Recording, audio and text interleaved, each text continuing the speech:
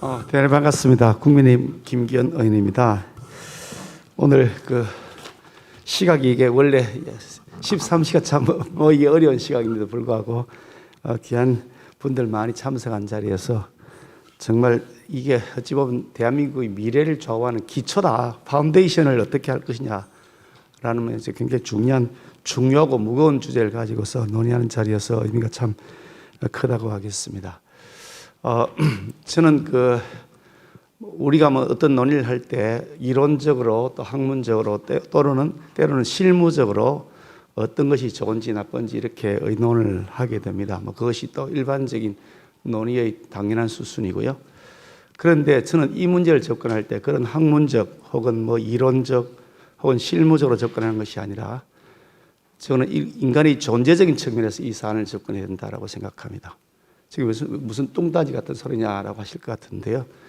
이 형사사법 체계가 잘못 구상되어지고 그것이 제대로 하더라도 잘못 운영되어질 때 생기는 문제는 인간을 파멸로 몰아가기 때문에 이건 인간의 존재에 관한 문제다. 인간이 인간답게 살아갈 수 있도록 하는 제도가 무엇인지 하는 그야말로 절체절명의 과제다는 것을 저는 뼈저리게 느끼고 있는 사람 중에 한 사람입니다. 온몸으로 그 현장을 체험했고 그로 인한 부작용이 생겼을 때 후에 치유되지 않는 것이다. 그것은 어떤 방법으로도 그 사람의 개인의 인생은 물론이고 그 주변에 있는 모든 가족과 친구 모든 사회관계를 다 파괴해버리기 때문에 그 인생 어느 누구도 보상해 줄 수 없는 그 어마어마한 피해가 생기는데 그 권력을 남용하고 자기 마음대로 운용했던 권력자들은 희희낙낙하면서 그런 일로 그만이면 그만이지 라고 하는 이런 사회가 된다면 그 사회에 어떻게 인간답게 살 수 있겠느냐. 누구든지 내가 아무 죄도 없이 해코지 당할 수 있고 그런 다음에 다시 회복할 수 없고 해코지한 사람은 더러 권력을 가지면서 큰 소리 치는 사회, 그게 어떻게 제대로 된 사회냐. 저는 인간의 존재에 관한 문제다는 생각을 깊은 사고를 통해서 요즘은 그런 느낌을 가지고 있습니다. 그래서 오늘 13시 아주 나쁜 시각에 하는데도 불구하고 동지적 그런 소민감을 가지고 오늘 찾아뵈었습니다. 특히 우리 김웅 의원님하고는 특별한 동지적 관계가 있습니다. 공수처라고 하는 이게 야당 비리 수사처만 한다고 처음부터 제가 강력하게 규탄했던 공수처의 제1호 압수수색 현장에 제가 같이 있었습니다. 우리 김웅 의원님실에 왔는데요. 얼토당토 않는 말도 안 되는 압수수색 영장, 그것도 불법 절차를 거쳐서 진행하는 것을 온몸으로 가로막고 거기서 하루 종일 그냥 밤을 꼬박 새우면서 우리 김 의원님과 함께 이의를 제기하고 결국 나중에 준항고를 통해서 그 불법 방실 수색이다, 압수수색이다 하는 것이 되어서 압수수색 절차가 취소되기까지 했습니다만 세상에 공수처라는 기구가 제1호 압수수색을 그것도 국회의원 사무실에 나오는데 그 절차가 위법이 돼서 취소가 되는, 법원에 취소가 되는 이런 몰삭시간 현장에서 같이 있었기 때문에 이게 어떻게 나라냐 그런 생각을 저는 하고 있습니다.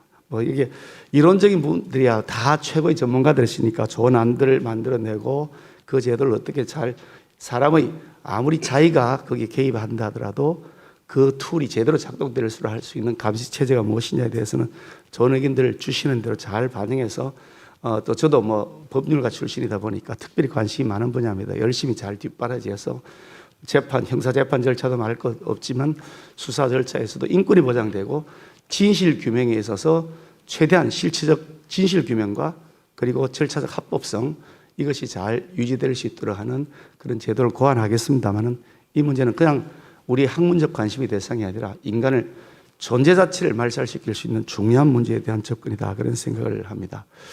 말이 좀 길어져서 간단하게 요약을 해야 되겠습니다만은 저는 이 문재인 정권에 있어서 문재인 정부가 5년 동안 했던 여러 가지 용어가 죄송하면 정치인 입장에서는 폐악이라고 표현하고 싶은데 이 자리는 그런 자리가 아니어서 그 표현은 제가 자제하기로 하고 여러 가지 많은 실책들 중에서 가장 나쁜 실책 그리고 후세에 두고 50년 100년 지나도 회복이 될지 말지 모르는 그런 실책 그것이 무엇이냐 그러면 법치주의를 붕괴한 것이라고 저는 그렇게 생각합니다.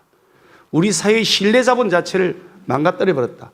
수사가 공정하게 진행되고 재판이 공정하게 진행되고 설사 그 결과가 만족스럽지 않다 하더라도 그 결과가 나오면 수용할 수 있는 그 신뢰자본 그 신뢰 자본을 이 문재인 정권 5년 내에 다 깎아먹어버렸다.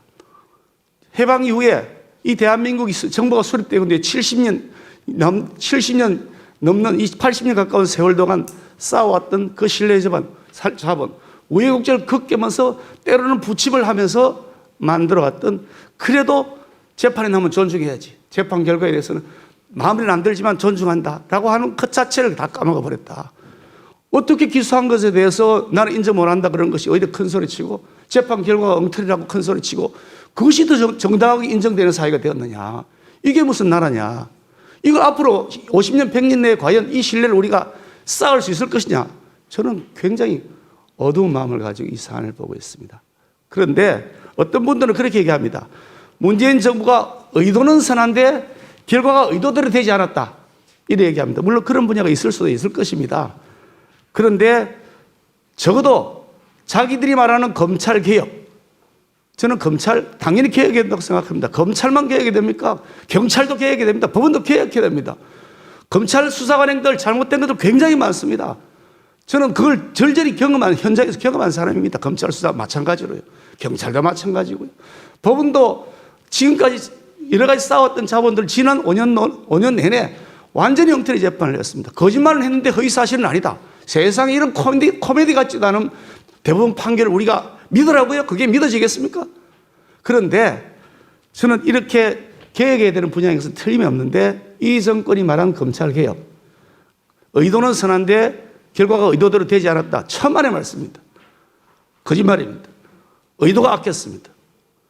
의도가 악했고 법원과 검찰, 경찰 모든 수사기관들을 내 손에 장악하겠다 라고 하는 악한 의도를 가졌고, 그 의도대로 지금 이루어진 것입니다. 그래서 이 정권의 이 일을 담당했던 사람들은 반드시 역사적 심판을 받을 것이다. 그렇게 받아야 되는 것이 정의다. 저는 그렇게 생각하는 사람 중에 한 사람입니다. 오늘 뭐 축사로 올라와서 격한 말씀 드렸습니다만 그만큼 저는 중요한 과제라는 말씀을 드리고요. 그런 과제의 실천에 있어서 우리 김일수 교수님 같은 분들이 정말 앞장서서 활동해 주셨고, 또 우리 한국 형사소송법학회 우리 정숙 회장님을 비롯한 여러 교수님들께서 활동해 주신 그동안의 성과들을 바탕으로 해서 정말 좋은 형사사법 체계 만드는데 우리 김웅 의원님을 도와서 열심히 뒷바라지 하도록 하겠습니다. 고맙습니다.